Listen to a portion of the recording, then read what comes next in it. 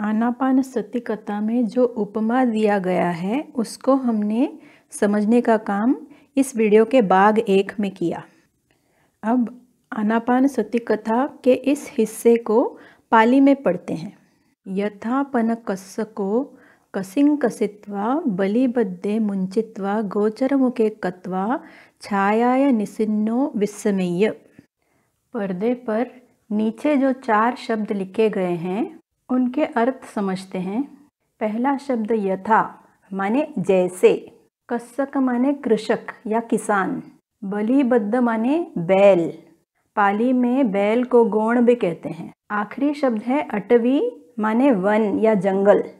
यथापनकस्सको कसिंकसित्वा माने जैसे कोई कृषक या किसान कृषि कर्म करके माने हल चला के। बलिबद्धे मुंचित्वा गोचरमुखे कत्वा माने बैलों को आज़ाद करके गोचर भूमि के पास छोड़ता है। छाया या निसिन्नो विस्मय्य माने स्वयं छाया में बैठकर विश्राम करे। अतस्स ते बलिबद्धा वेगेन अटविं पविस्सेयुं। अतस्स ते बलिबद्धा माने तब उसके वो बैल वेगेन अटविं पविस्सेयुं शीघ्र ही वन में प्रवेश करेंगे। यो होति छेको कस्सको सो पुनः ते गहेत्वा योजेतु कामो न ते संग अनुपदं गंत्वा अटविं आहिंडहि। पहले नीचे दिए गए 5 शब्दों के अर्थ समझते हैं। छेक माने दक्ष होशियार, पतोद माने हाँकने की छड़ी या लकड़ी, उजुक माने सीधा, निसीदति बैठता है, निपज्जति लेटता है। यो होति छेको कस्सको जो समझदार कृषक होता है तो पुनः ते गहेत्वा योजेतु कामो वो पुनः उसको पकड़कर बांधना चाहता है। न तेसंग अनुपदं गंत्वा अटविं आहिंडहि वो उनके पीछे पीछे जाकर जंगल में घूमेगा नहीं।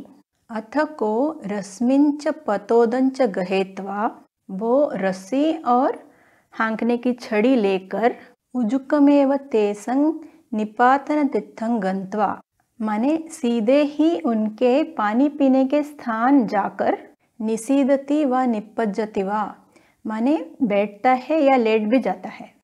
अत ते गोणे दिवस भागं चरित्वा यहाँ गौण शब्द का अर्थ है बैल। दिवस भागं माने दिन का एक हिस्सा माने कुछ समय तक चरने के बाद निपतन तित्तं ओतरित्वा नत्वा च पिवित्वा च पच्युत्तरित्वा उस जलाशय में उतरकर, ओतरित्वा नत्वा नहाकर, पिवित्वा पीकर, पच्युत्तरित्वा बाहर निकलकर, ठिते दिस्वा माने स्थित देखकर, खड़ा देखकर। बैलों को खड़ा देखकर वो किसान क्या करता है? रश्मिया बंदित्वा पतोदेन विज्जेंतो आनेत्वा रस्सी से बांधकर छड़ी से हाँकते हुए ले आकर योजेत्वा पुनः कम्मं करोति उसको फिर हल चलाने के काम में लगा देता है। पर्दे पर आप 3 शब्द देखते हैं जिनके अंत में त्वा जोड़ दिया गया। पुब्ब क्रिया या पूर्व क्रिया में शब्द के अंत में त्वा जोड़ते हैं। पूर्व क्रिया का अर्थ है कि शब्द में जो मुख्य क्रिया है उससे पहले जो क्रिया किया जाए उसको पूर्व क्रिया कहते हैं। तो हिंदी का ही एक वाक्य लेकर इस बात को समझते हैं। यदि कहें कि हाथ धोकर थाली लेकर भोजन करने बैठे, तो बैठने से पहले हाथ धोकर थाली लेकर ये दोनों पूर्व क्रिया हुए। एवमेव तेन भिक्षुना न ते अस्सास पस्सासा अन्यत्र पकति पुट्टोकासा परियेसितव्वा। एवमेव तेन भिक्षुना माने उसी तरह उस भिक्षु द्वारा क्या किया जाना चाहिए। न ते अस्सास पस्सासा अन्यत्र पकति पुट्टोकासा परियेसितव्वा। पहले पर्दे पर जो आखिरी शब्द दिया गया है पकति पुट्ट ओकासा उसको समझते हैं। पकति माने प्रकृति, पकति पुट्ट ओकासा मतलब जिस स्थान को प्राकृतिक रूप से स्पर्श करता है। अन्यत्र माने अन्यत्र माने और कहीं। अस्सास पस्सासा न परियेसितव्वा माने आश्वास प्रश्वास को नहीं खोजना चाहिए। वाक्य के एक हिस्से को मैंने अलग प्रकार से लिख दिया है। पकति पुट्ठ ओकासा अन्यत्र अस्सास पस्सासा न पर्येसितब्बा।